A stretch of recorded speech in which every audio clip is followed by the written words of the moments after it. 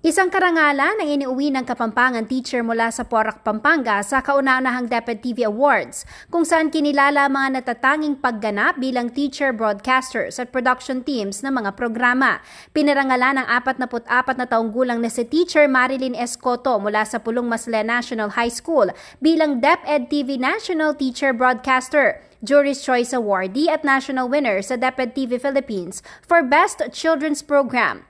Kwento ni Escoto, sa 24 na taong pagtuturo niya, ni minsan hindi raw niya naisip na mapapanood siya sa telebisyon. Sa katunayan, nang ianunsyo ng DepEd Central Office ang audition para sa teacher broadcaster, sa kanyang isip, sinabi niyang hindi siya matatanggap dito. Pero dahil sa udyok na isa pang kaibigang guro, sinubukan raw niya. Mayroon daw nakahandang video si Escoto na para sana sa School Division Office ng Pampanga.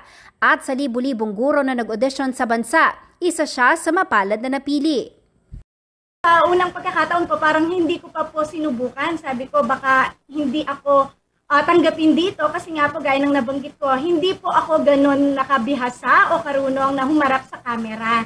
Hanggang sa yung isa pong kaibigan ko from different school po, isinag din po niya sa akin yung link kung saan po pwedeng mag-submit ng audition piece. Ngayon po sabi ko ayoko, pero sa totoo lang po, may naka-ready po kasi ako para doon sa SDO Pampanga naman po, hindi po siya para sa DepEd TV. So, tinry ko po, sige sabi ko, ay isasubmit ko na rin po. Pero hindi po talaga ako umasa doon, nagbaka sakali lang po na mapansin at hindi ko po inaakala na mapapansin po ako.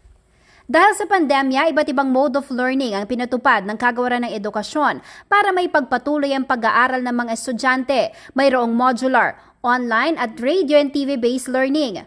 Ang DepEd TV ay programa na inilunsad ng DepEd kung saan gumagawa ng paraan upang makapag-produce ng dekalidad na video television-based instruction na iniere sa iba't ibang partner television network.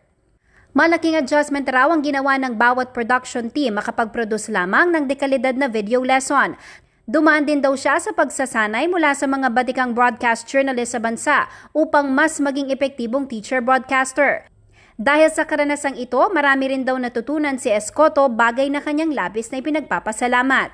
Laking pasasalamat ko po kasi naging makabuluhan po ang pagiging isang teacher broadcaster ko sa kasalukuyan. Sa television na po ako nagtuturo. Marami po akong natutuhan sa DepEd TV.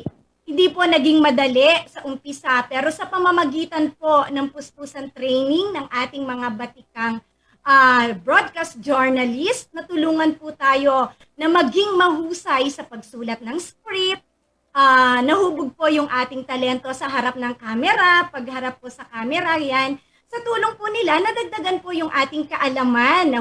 Samantala, magiging kinatawan ng Pilipinas si Teacher Marilyn para naman sa Asian Academy Creative Awards sa Singapore na gaganapin sa darating na Desyembre. Finalist ang Pilipinas sa prestihiyosong award sa kategoryang Best Children's Program kung saan siya ang host. Makakalaban ng Pilipinas sa mga bansang New Zealand, Hong Kong, India, Japan, Korea, Singapore, Taiwan para sa naturang kategorya.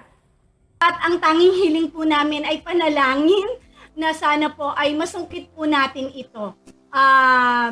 Kasi po higit po sa award na matatanggap po natin ay ang katotohanan na ang sarap isipin po na sa pamamagitan po ng mga video lessons na ito, na world class, marami pong bata yung nakikinabang at marami pong bata ang nasisiyahan, nagagabayan sa kanilang pag-aaral. Patunay lamang din po ito na walang pandemya o kahit anong unos yung makapagpapahinto ng kagustuhan natin na matuto at maibahagi ang ating kaalaman. Jennifer Salenga, CLTV News.